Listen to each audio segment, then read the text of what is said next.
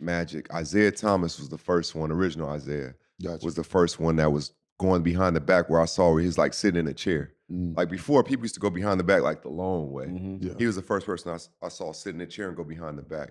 So I'm watching all them dudes and like my imagination went wild. I'm in Seattle, so it rained a lot. Right.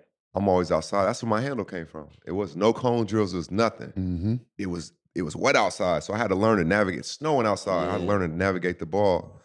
And I just became one. Like I literally became one. If you give me a ball right now, I could do a move like I've never done before and just make it up. It's like something happens to me. No lie. And it's like a gift, to be honest with you. Like I feel like it's a gift from God. That's a gift for sure. You about to have hella kids outside in the rain. Yeah. Dribbling the ball. Yeah. No, I mean, that's a part of the game that I think people don't really understand, because me personally, when I work out, I really tell me what you want to get accomplished with it. Right. And let my imagination flow. Yeah. Because I feel like that's... Give you the foundation, then let you go. Exactly. Right. Because I think you need to learn, because it's not going to be, okay, first defender, 20 legs cross. Yeah. Like, you need to react to what's there and then get to where you want to go to. What is something that when you were younger, like, was there somebody in the city that you looked at, that you looked up to, that like inspired, I want to be? For me, John Wall. It was easy. I saw John going through behind the back dunk, and I said, okay, I need to get to that level. Who was that for you? I'm going to tell you a couple people you don't know, and I don't even know their names out of due respect, but like one was a Muslim brother, and he used to bring his family to the park, and he'd have on his dashiki and everything, playing in it. And I just saw his game and how he played and how he played with his mind. He was so fundamentally sound. And then there was an Indian brother of mine, a friend, and I forgot his name, but he always kept his ball and could really shoot it. So I'm a young dude. The challenge at that time wasn't to play with my age group, it was to play with the old dudes at the park. You know, people still hooping outside. Yeah. So I wanted to get in them runs. So I'm playing with them, and I'm learning, I'm watching. I'm like, oh man, I may sit out there for 2 hours and not get picked up. Right. Then the one dude's like, all right, take my spot. Yeah. Then you better make that one shot you're gonna get. You better run the floor. You better like have heart. You better get knocked down and not call foul. And so that gave me that grit and like that mettle. And then when I went back to kids my age, it was like, oh, this is easy. This is nothing. Because you're playing a grown man. I'm a grown man. It's a whole different fuel and confidence. So for me, it was them. And then like Antoine Williams, shout out to him. He went to Franklin High School, and he's the reason Jason Terry wore 31. Gotcha. And so he was cold. He was so smooth, played the right way. And then JT started wearing 31. Obviously, we saw JT. But the one person who really like took me under his wing when I got a certain age was Doug Christie. And bro, I'm telling you, he went to the same high school. I'm 16 years old. I'm going 45 minutes away. I don't have a car. I'm driving dirty. I'm riding with no license. I'm catching a bus, right? And he's like, all right, be at the gym at 7. I'm there at 6. I'm waiting on him when he gets out there. So he's like, the young fella's serious. Yeah. I never asked him, now young dudes, let me get a couple of dollars. I asked for no dollars. I didn't even ask for his phone number. Right. Yeah. Tell me when you're going to be in the gym. And I'll be there. I'm going to beat you there. Yeah. And so then I'm learning. He's the first person I've seen with like a handheld foam roller. He's practicing. He's working out with ankle weights. So he's teaching me how to be a pro without me even like, I'm like, just teach me how to fish, bro. And he took a tough interest in me. And then I started playing his pro-am, which is now my pro-am, but it was his first. How's the culture, the basketball culture in Seattle? Because y'all produce a lot of hoopers.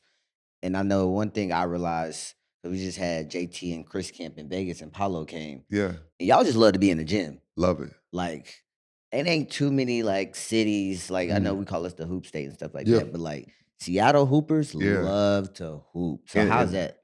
It's dope because Doug Christie did it for me. Jason Terry would come around, Mike Dickerson. And then I was the guy, but I was still like connected to everybody. Yeah. Like when the season was going on, I was home all summer.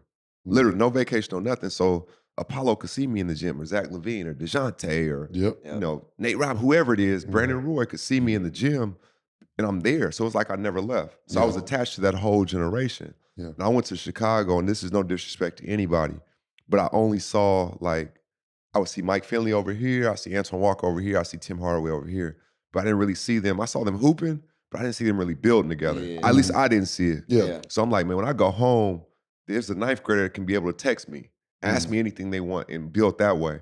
So now if DeJounte has a camp, 15 of us going to be their support. Facts. If Paulo has, you know what I'm saying? If Paulo has a game, 15 of us going to be there.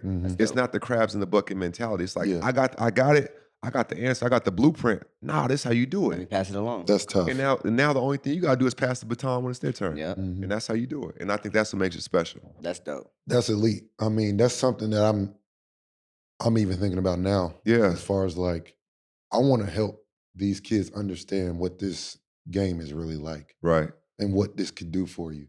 Because a lot of kids really think the ball is everything. Yeah. Right? It is.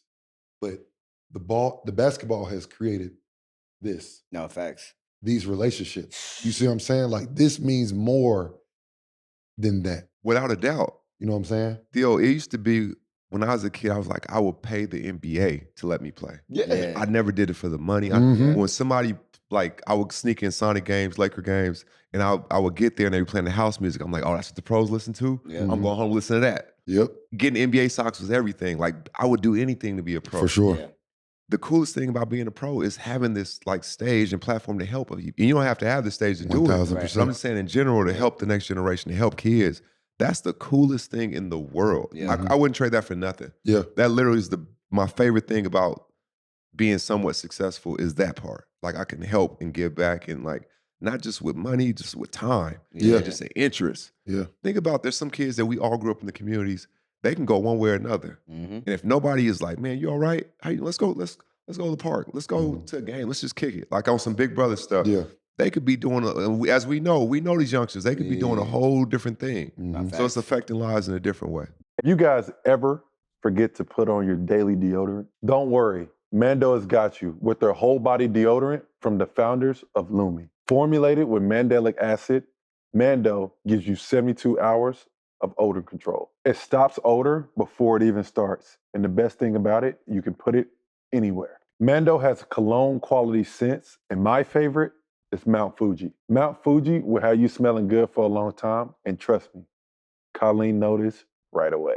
At the end of the day, it's a whole body deodorant that was created by a doctor. It's aluminum free and baking soda free, and it's vegan. Mando starter pack is perfect for you to try out. You get a solid stick deodorant, cream tube deodorant, and 2 products of your choice, and of course, free shipping. Mando will always have you smelling right. New customers will get $5 off a starter pack using our promo code RYR. That's equivalent to 40% off your starter pack. Use code RYR. That's promo code RYR at shopmando.com. That's SHOPMANDO.com. It's time to smell better naked. Trust me, your partner would thank you.